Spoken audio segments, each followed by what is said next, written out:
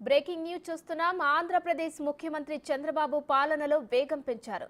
జగన్ 5 ఏళ్ల పాలనలో జరిగిన విధ్వంసాన్ని ప్రజల కళ్లకు కట్టేలా చేయడంతో పాటు రాష్ట్రాన్ని పురోగమన బాట పట్టించడంపై దృష్టి సారించారు. ఈ నేపథ్యంలో నేడు అమరావతిపై శ్వేతపత్రం విడుదల చేయనున్నారు.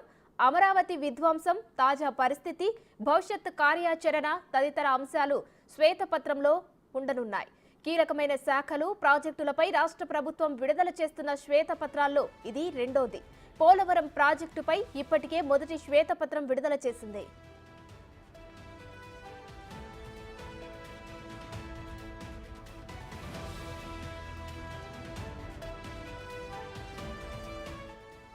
సీఎంగా బాధ్యతలు చేపట్టిన తర్వాత రాజధానిలోనే విస్తృతంగా పర్యటించారు. రాజధాని పనుల్ని మళ్లీ పట్టాలెక్కించేందుకు చేపట్టాల్సిన చర్యలపై కార్యాచరణ సిద్ధం చేస్తున్నారు. ఈ క్రమంలో ఇప్పటికే అందుకు సంబంధించి అధికారులతో సీఎం సమీక్ష చేశారు. శ్వేతపత్రంలో పొందుపరచాల్సిన అంశాలపై కొన్ని సూచనలు చేశారు. 3 భాగాలుగా ఈ శ్వేతపత్రం రూపొందిస్తున్నారు.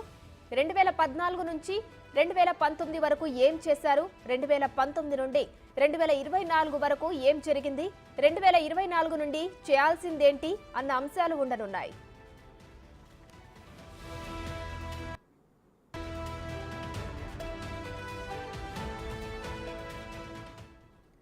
ఇదే అంశానికి సంబంధించి మరిన్ని డీటెయిల్స్ మా ప్రతినిధి శివ అందిస్తారు లైవ్ లో. శివ, చెప్పండి, జగన్ 5 ఏళ్ల పాలనలో అమరావతి ఏ విధంగా డ్యామేజ్ అయింది, దానికి సంబంధించి కూడా ఇతరాత్ర అంశాలకు సంబంధించి కూడా ఒక శ్వేతపత్రాన్ని అయితే చంద్రబాబు విడుదల చేయనున్నారు. దీనికి సంబంధించిన డీటెయిల్స్ ఏంటి?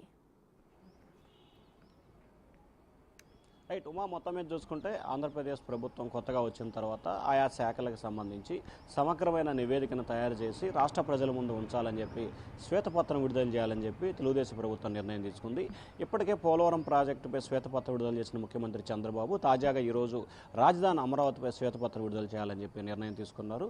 దీనికి సంబంధించి ఇప్పటికే రాష్ట్రానికి సంబంధించి అమరావతి ప్రాంతంలో జరిగిన అభివృద్ధి సంక్షేమ కార్యక్రమాలు, రాజధానిగా ఎంపిక చేసిన నాటి దగ్గర నుంచి ఈ రోజు వరకున్న పరిస్థితులు ఏంటి, ఏ సంవత్సరం ఎలా ఉందనే దానికి సంబంధించి పూర్తి స్థాయిలో నివేదికలు ఇవ్వాలని చెప్పి కూడా రాష్ట్ర ప్రభుత్వం అధికారులను ఆదేశాలు జారీ చేసింది. ఇప్పటికే చంద్రబాబు స్వయంగా రాజధాని ప్రాంతంలో పర్యటించడం, అలాగే మంత్రి నారాయణ నిత్యం రాజధానిలో పర్యటించడం, అలాగే గతంలో ఎవరైతే 2014 నుంచి 19 వరకు సిఆర్డీలో విధులు నిర్వహించిన అధికారులందరినీ తిరిగి పిలిపించుకోవటం, వారి నేతృత్వంలోనే స్థితిగతులకు సంబంధించి కూడా నివేదిక. సో ఈ నేపథ్యంలోనే ఈరోజు విడుదల చేయబోతున్న శ్వేతపత్రానికి సంబంధించి మొత్తం 3 విభాగాలుగా విభజించారు. ఒకటి 2014 నుంచి 19 వరకు జరిగిన అభివృద్ధి ఏంటి, అప్పుడున్న స్థితిగతులు ఏంటి, అలాగే 2019 నుంచి 24 వరకు జరిగిన రాజధాని నిర్మాణ సంబంధించిన అభివృద్ధి ఏంటి, స్థితిగతులు ఏంటి, 2024 ఈ రోజు ఉన్న పరిస్థితి ఏంటి, ఇక నుంచి భవిష్యత్తులో అమరావతిని బ్రాండ్ అంబాసిడర్గా చేస్తూ విదేశీ పెట్టుబడులు తీసుకొచ్చేందుకు అమరావతిలో పెండింగ్లో ఉన్న పనులన్నీ పూర్తి చేయడానికి ఏ రకంగా ముందుకు వెళ్ళాలి,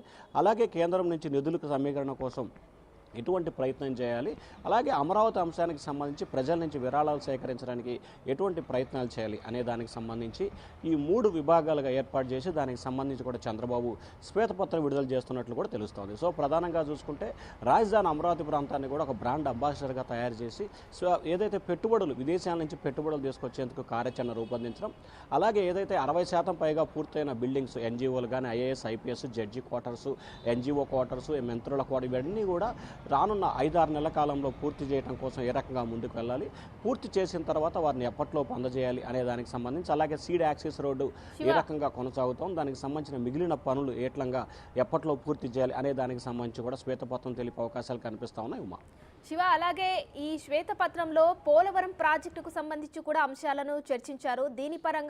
దీనిలో వివరాలు ఎలా ఉన్నాయి? అంటే ప్రధానంగా చూసుకుంటే రాజధాని ప్రాంతానికి సంబంధించి పోలవరం ప్రాజెక్టు కూడా చంద్రబాబు 2014 నుంచి 19 వరకు ఎంత నిధులు ఖర్చు పెట్టారు, ఎంత పర్సెంటేజ్ ఏ విభాగానికి ఎంత